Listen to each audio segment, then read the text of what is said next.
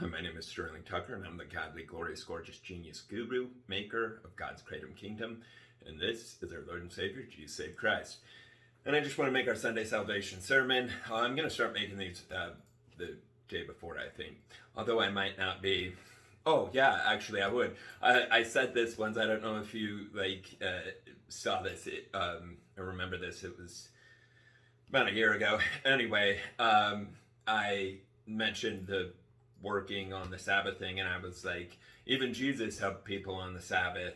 And I was like, besides, if anybody can see a calendar, the seventh day is on Saturday.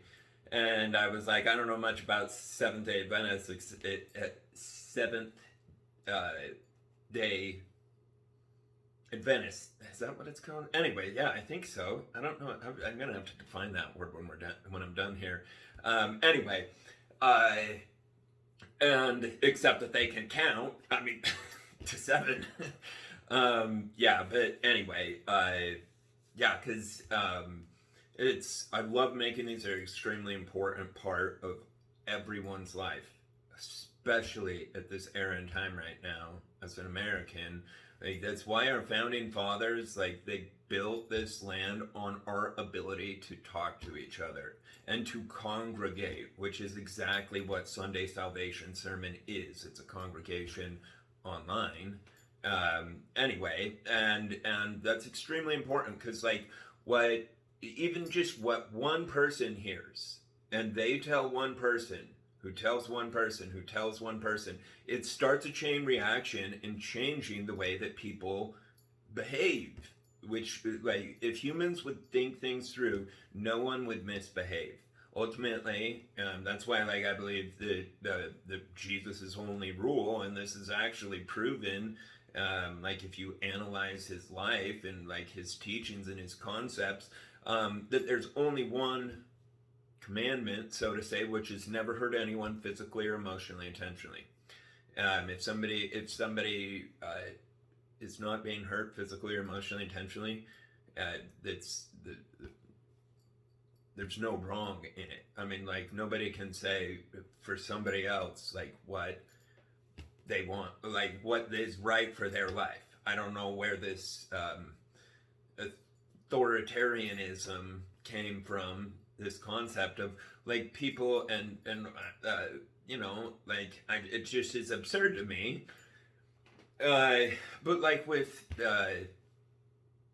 and this is why I'm really proud of our country right now, but, like, same gender relationships and everything like that, you know, to each their own. Like, who's to say, you know, like, Jesus, his whole message was don't judge other people, right? Don't hurt their emotions, don't make them feel bad.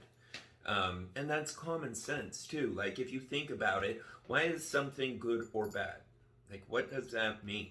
And ultimately, what that means is it will lead to pain or it causes pain immediately.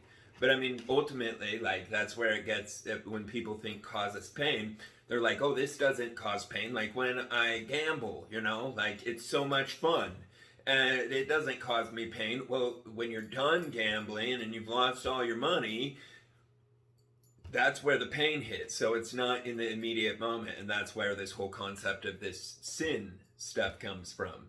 And it's just important that people understand that that's what that was. It was a human attempt to define right from wrong, a terrible one. You know, because, I mean, seriously, I can't believe that before Jesus got on this planet, that it was the law and people were inhumane enough that they would stone humans. That's crazy. I mean, that's 100% monkey behavior. There's, like, that is the very definition of inhumanity. Anyway, and so I'm so grateful for that change. And there's a classic example. Like, look at what Jesus did, right? He just talked to people. That's it. And look at the reaction. Like, he's the most popular person on the planet. Like, you can go up to anybody on the planet and be like, hey, you know who Jesus is? And and that's through the chain reaction of positive influence on the way people look at existence, on the way they think about it. It's so important for people to do. And that's ultimately why we have this concept of God, or being synonymous with morality or way to heaven, happily ever after, happiness, prosperity, peace, all those things.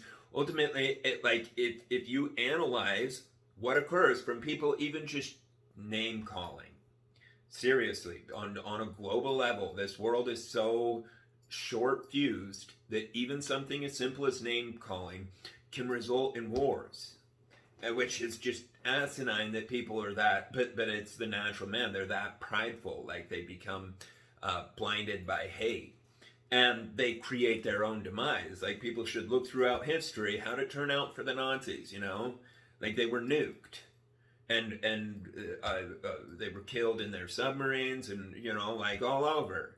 And so these people, like, when in fact the swastika is an ancient symbol. It's not from Hitler. It goes back to the beginning of time, virtually, like super ancient religions, and it's the symbol of hate. And that's exactly what happens to humans, is they become blinded by hate. And that's why, Jesus is so vital for everybody's life. And like, I know that sounds cliche to people, but it is so factually true, okay? Because as humans, we all make mistakes. We're not bad. Like, I've done a lot of bad things in my life in the past, years ago. Not a lot, but I mean, I've done bad things. Like, when I was young, I would shoplift. I would infinitely never, I'm the most ridiculous, like, since being an adult, like, as a teenager, that behavior ended. And it was through analysis of what would occur. Because one time I almost got caught, and I was like, good heck, I could lose my whole life. Anyway, and you realize, but my point is, it's not that I was a bad person. It was that I did not analyze, because I'm like, it's not like I'm taking from someone, it was a $1 billion store, and I was like, it's 20 cents, what difference is it going to make if I take a candy bar? But the way it actually occurred, though, because I was born, like, so ridiculously honest. I never would have done that. The only reason, so, like, once I started, like, I had to shoplift once. So, like, I was virtually required to. And the reason is because I, as a teenager, took caffeine. It's a performance enhancer, okay? When I was 12, I owned my own business. When I was 14, I was put on newspapers. When I was 15, I was put on KXLY Channel 4 News in Coeur d'Alene, Idaho, and Idaho State Senator Larry Craig, had me teach the youth of Idaho how to start and run a business successfully. So my point is, I'm a high-performance person, and I'm a person that likes to feel good. I like to be happy. I like to be productive. I like to be smart and quick, and, those things are all interconnected. So anyway, and as a child, or as a teenager even, until I was 16, I was so much shorter than everyone else. I'm 6'1", but like, I was teeny.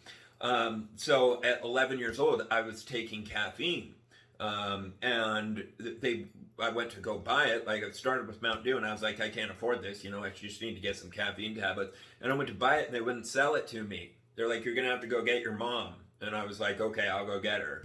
And then I went outside and I left. I'm like, shoot, what am I gonna do? And then I shoplifted it. And then I was like, oh, what difference does it make, Anyway, and like, I would just take like literally a candy bar, a toothbrush. Like, I'm a relatively vain person, and so, like, those are always my favorite things. And so I was like, whoa, now I get the nicest toothbrush, because I'm from a family of 10, and we were raised so poor.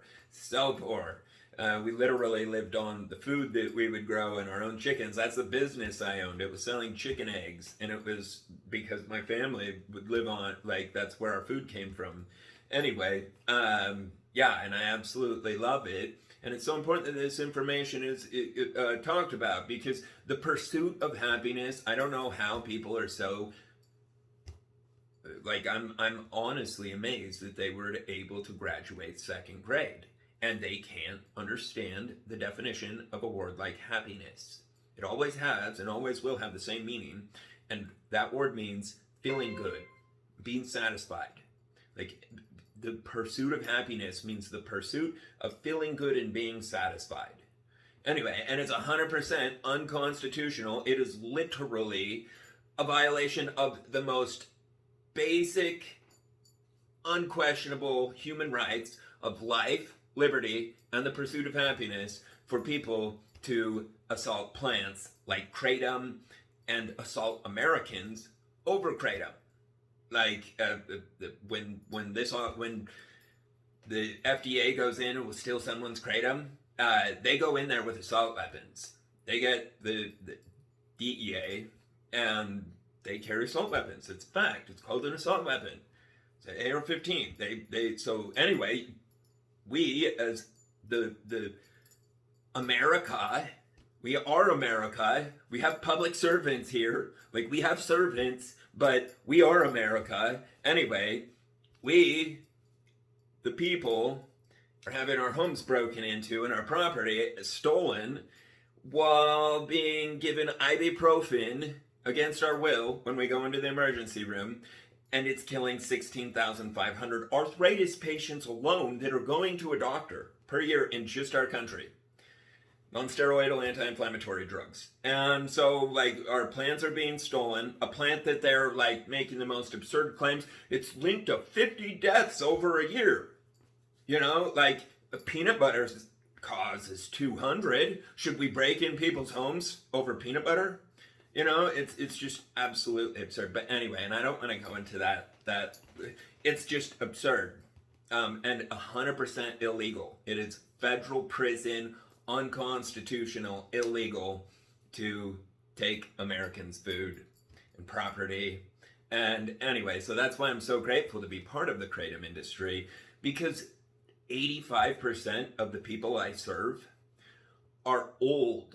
They literally can't get out of bed. They hurt so bad.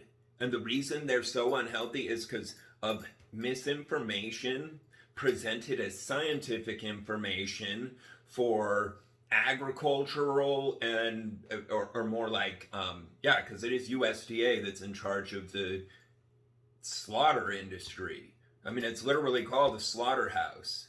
Anyway, so to stimulate the slaughter industry, and that's what it is. Like, I'm a vegetarian. All humans should be. Okay, we're nice, we're loving, we protect things, we don't hurt them. Anyway, and if people just eat eggs, drink milk, they have vegetarian meat, identical.